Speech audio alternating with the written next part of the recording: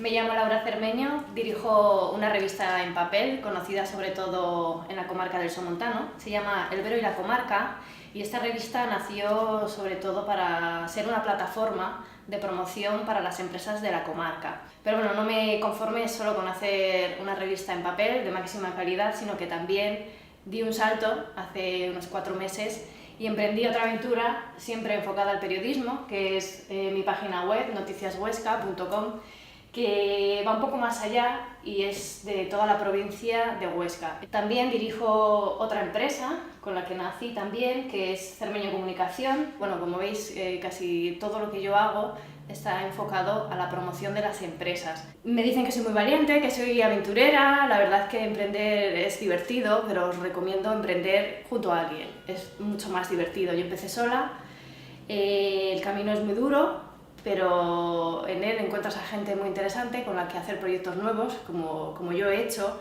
Y ciertamente la Cámara de Comercio es una institución que a mí me ayudó mucho, porque cuando empiezas un negocio lo importante es saber cómo está, ¿no?, el tema. Y ellos hicieron un estudio de cómo estaba la situación periodística aquí en la comarca y gracias a ellos pues pude hacer un proyecto diferente, con poca inversión, que es lo fundamental para no perder, y salir adelante. Y así llevo más de 2 años y recomiendo a todo el mundo que si tiene ganas, que al menos lo intente con ayuda.